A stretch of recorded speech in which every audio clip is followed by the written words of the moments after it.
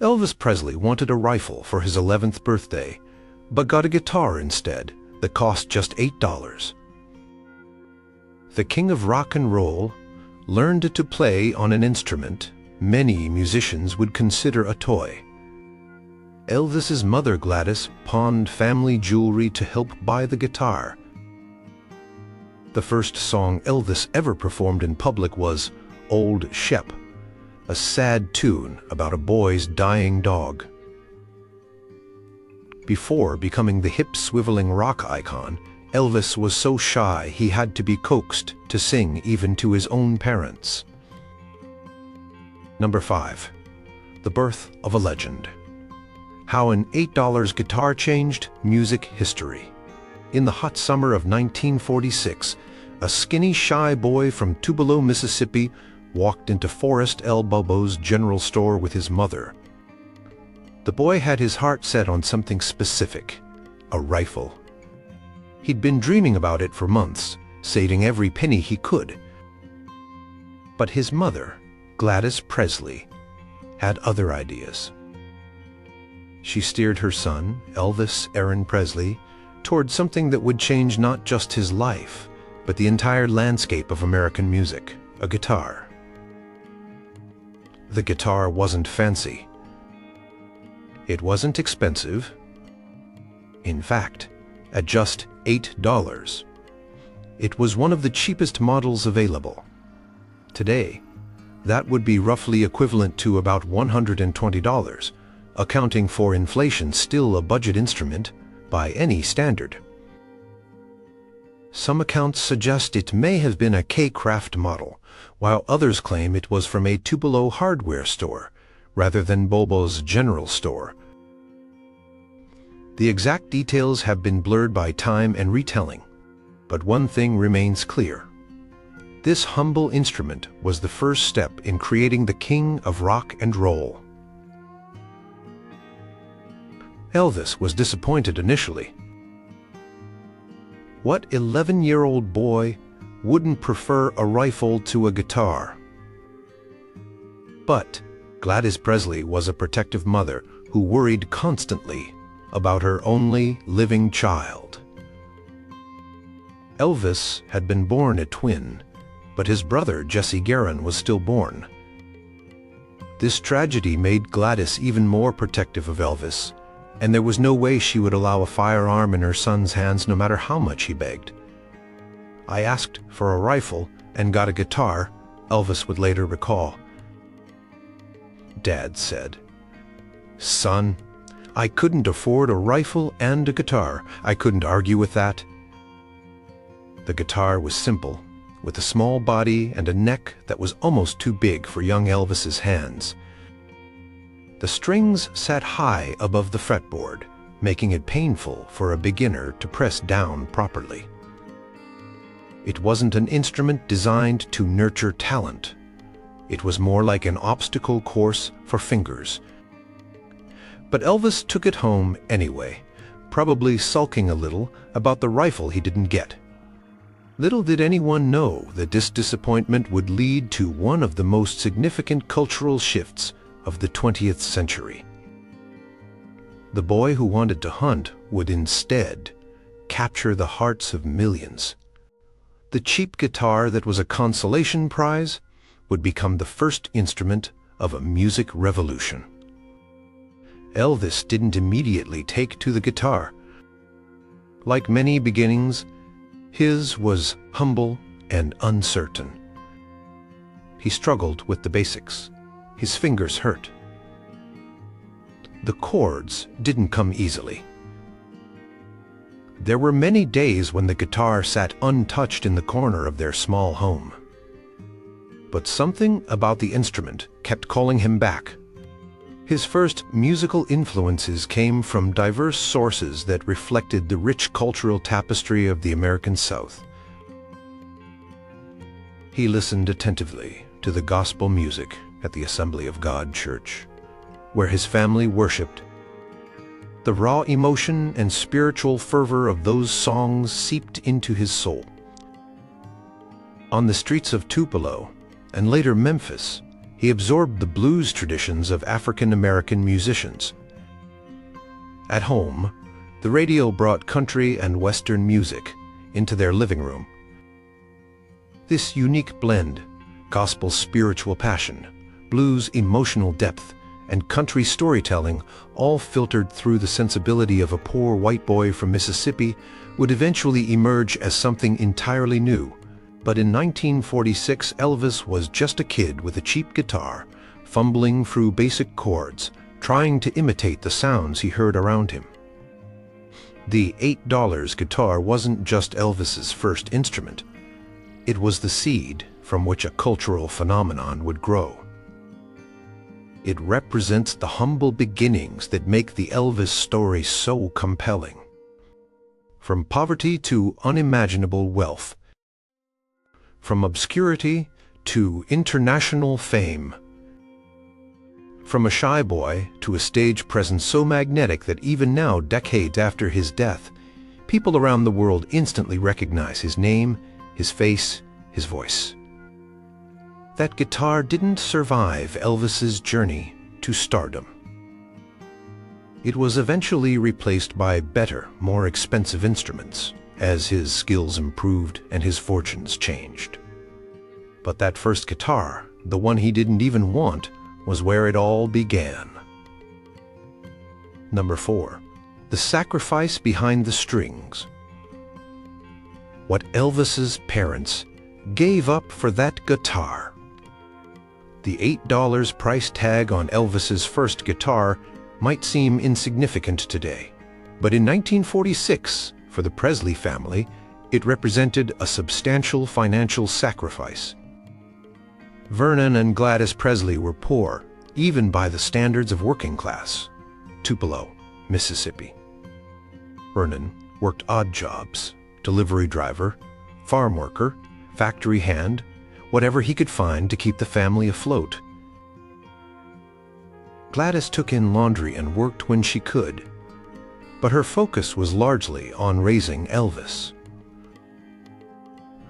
$8 in 1946 was nearly a week's wages for many working-class families. For the Presleys, who often struggled to pay rent and put food on the table, it was a significant expense. What many fans don't know is that Gladys Presley reportedly pawned some of her personal jewelry to help purchase the guitar for her son.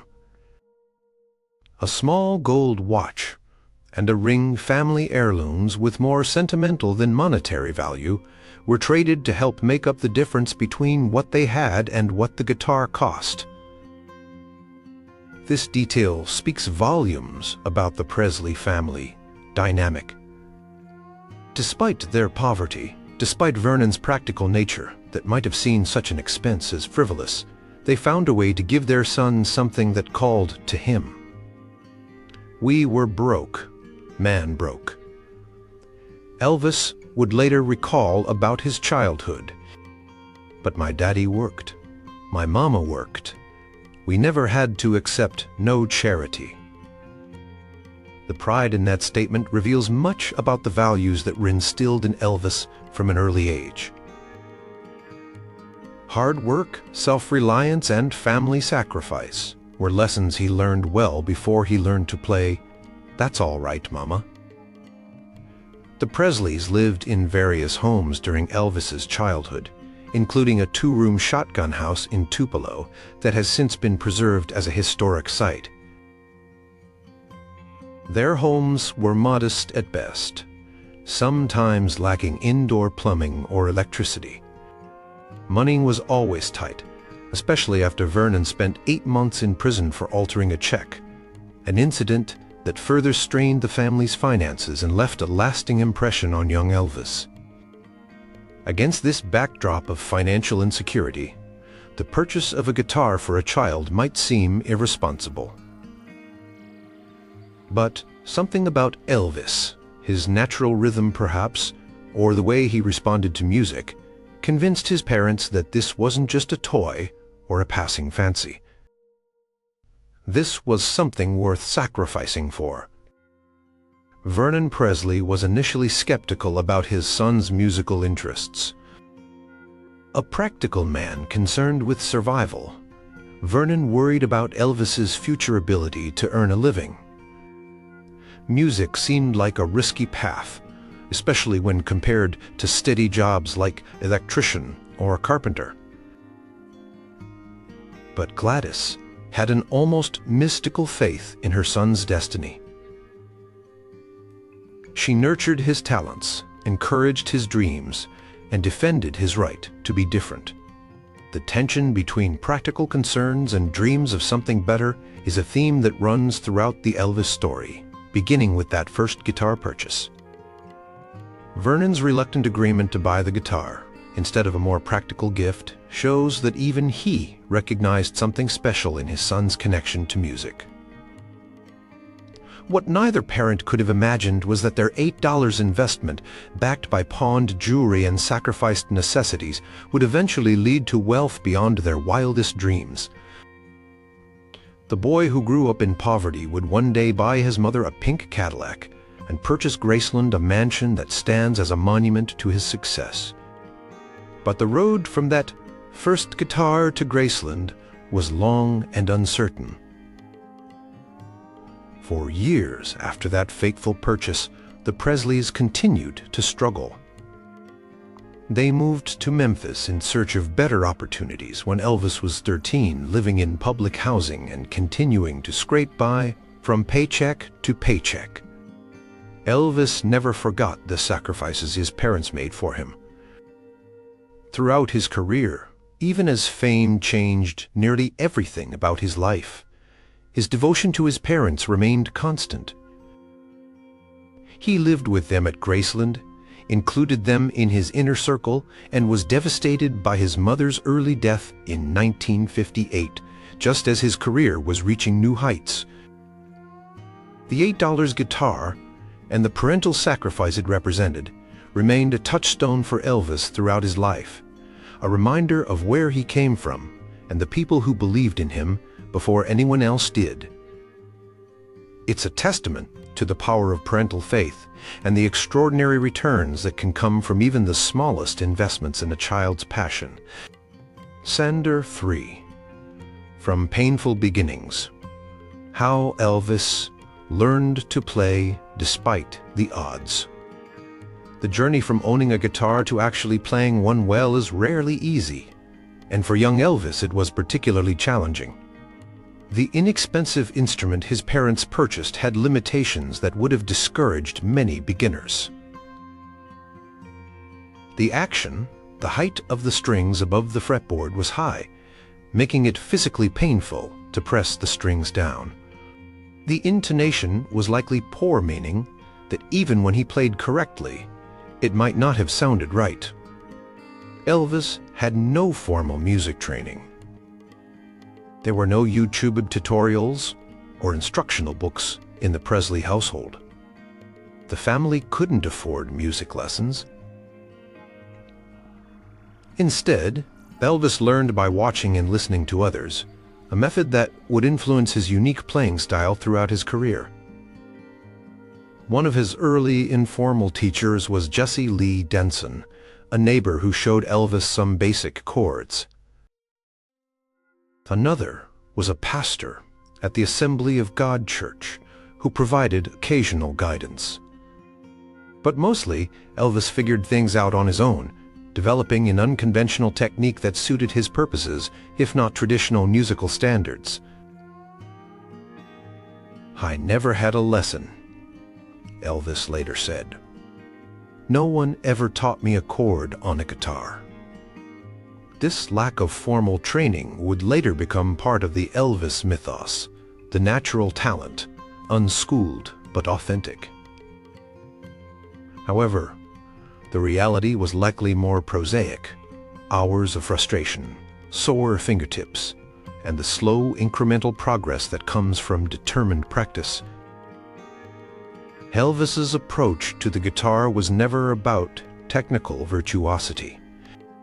He wasn't interested in becoming a guitar hero in the later sense of Jimi Hendrix or Eric Clapton. For Elvis, the guitar was primarily an accompaniment tool, something to support his voice, which was his true instrument. He developed a percussive strumming style that emphasized rhythm over complex fingering. This approach served his purposes perfectly once he began performing rockabilly, where the driving rhythm was more important than intricate lead playing. The limitations of his first guitar and his self-taught method actually contributed to the development of Elvis's distinctive sound. Without being shown the right way to play, he was free to invent his own approach. The high action of the cheap guitar actually built strength in his fingers and wrists, preparing him for the physical demands of performance.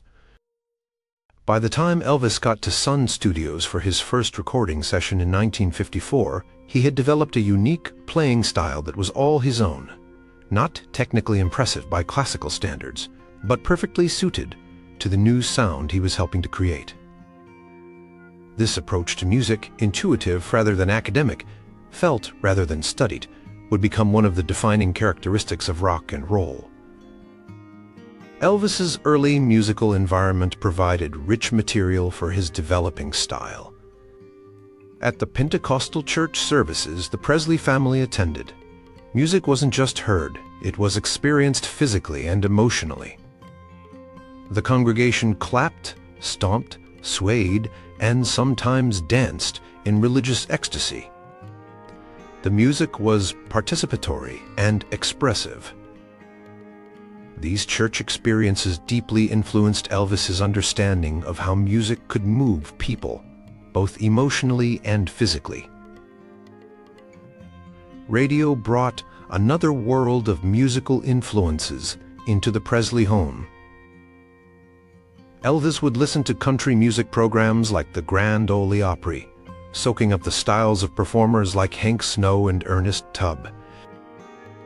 He also discovered blues and rhythm and blues through stations that played music by African American artists, a controversial choice in the segregated South of the 1940s and early 1950s. On Beale Street in Memphis, Elvis could hear the blues firsthand, performed by black musicians who rarely got radio play outside specialized programs. These diverse influences, white gospel, black gospel, country blues, and emerging rockabilly, all filtered through Elvis's sensibility as he taught himself to play that $8 guitar. Elvis's early performances were largely private affairs, singing and playing for family, in church, or at informal gatherings. He was painfully shy about performing in public, a trait that seems at odds with his later stage persona.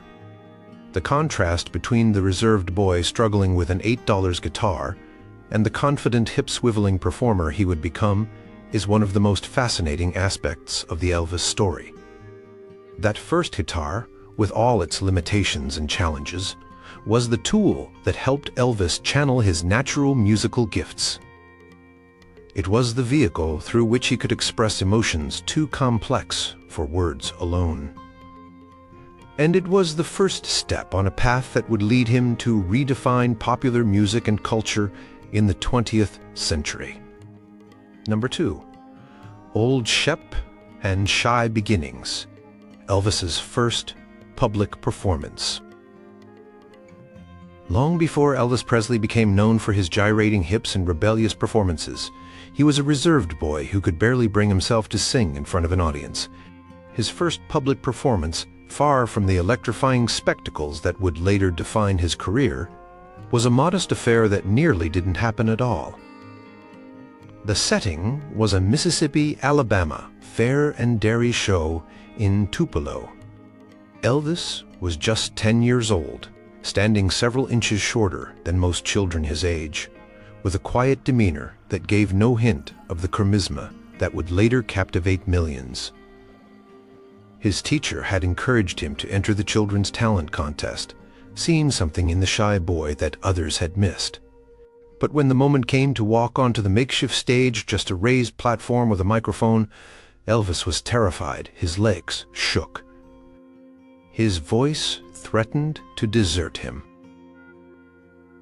The crowd of locals gathered for the fair seemed overwhelming to a boy who was more accustomed to singing alone in his room, or with the safety of the church congregation around him.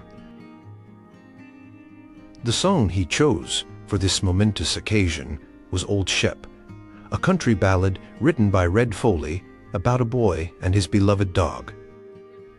The song tells the heartbreaking story of a faithful dog who grows old and must be put down, ending with the hope that the boy and his dog will be reunited in heaven. It's a tear-jerker, sentimental and unabashedly emotional. Old Shep might seem like an unusual choice for a child's first performance, but it revealed something important about young Elvis's musical sensibilities. Even then, he was drawn to songs with emotional depth and narrative power. Old Shep wasn't just a sad dog song. It was a story about love, loss, loyalty, and the hope of eventual reunion. These themes would reappear throughout Elvis's musical career, from gospel songs to love ballads. Standing on that platform, without his guitar for support, he hadn't yet received his first instrument. Elvis sang in a clear, high voice that carried across the fairground. As he got through the first verse, his nervousness began to fade. By the chorus, he was fully immersed in the story of the song, his natural musicality taking over from his fear. He didn't win first prize. According to most accounts, Elvis placed 5th in the competition. But something more important than a blue ribbon happened that day. Elvis discovered the power of connecting with an audience through music. Despite his shyness, despite his fear, he had stepped onto a stage and moved people with his voice.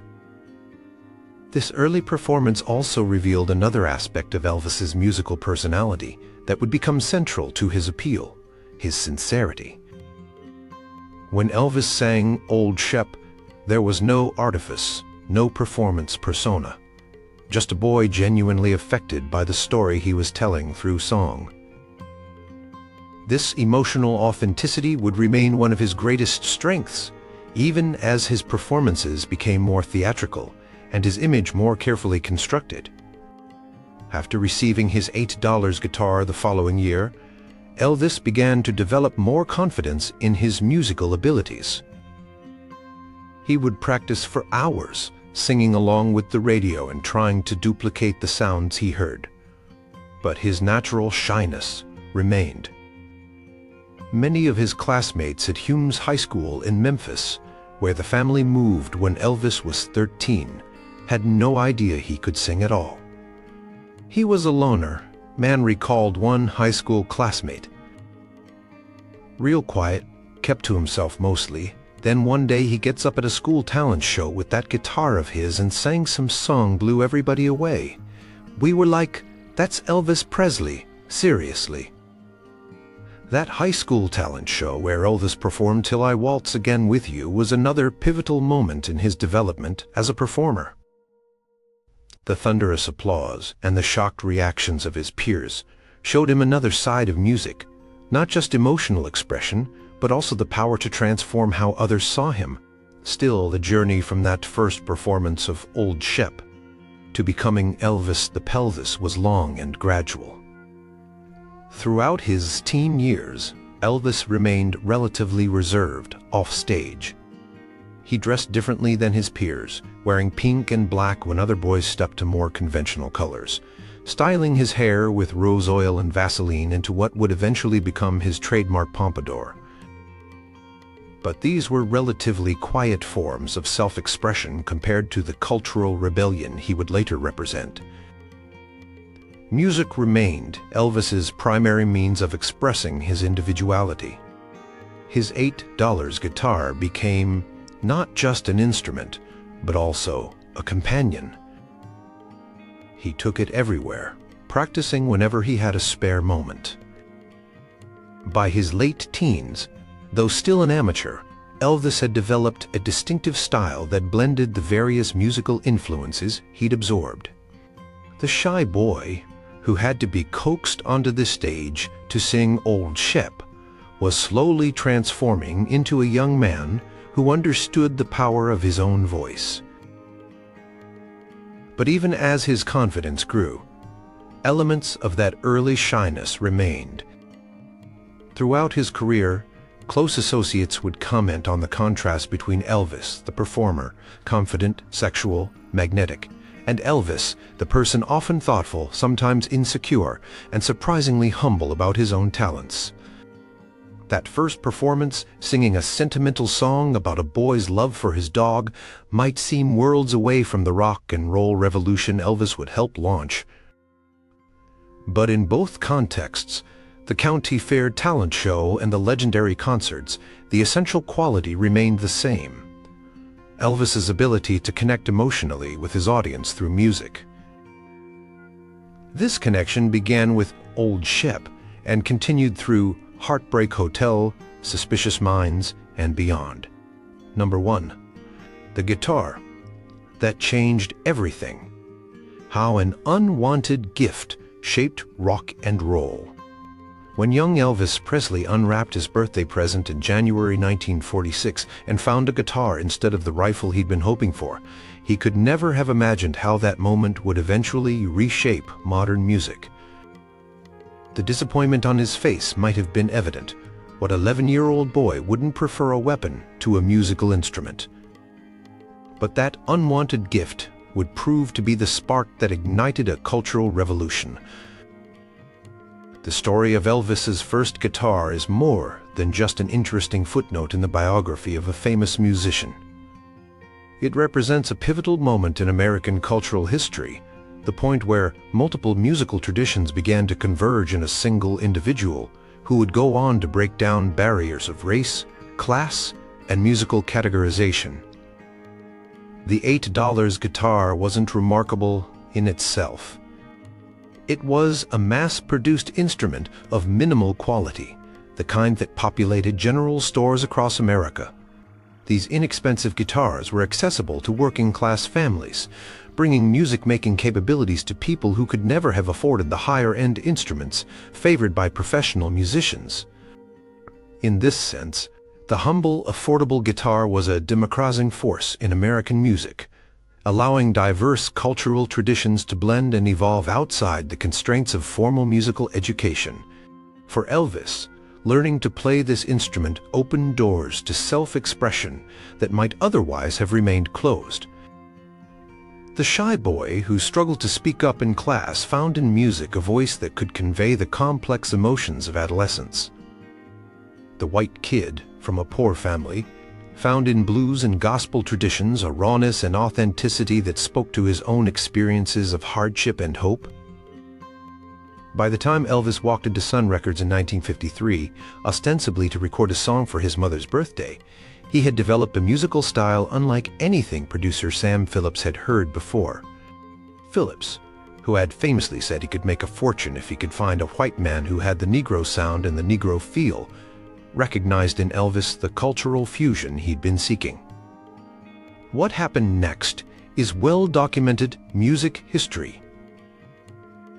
The impromptu jam session where Elvis, guitarist Scotty Moore, and bassist Bill Black stumbled onto "That's All Right, Mama," transforming an Arthur Crudup blues number into something entirely new.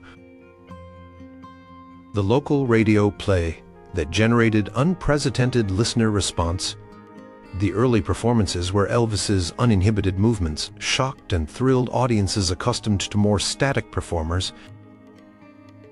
But all of this, the hit records, the controversial television appearances, the movies, the jumpsuits Graceland, the global fame, can be traced back to that $8 guitar and what it represented. The intersection of poverty and possibility, of limitation and innovation, of disappointment transformed into destiny.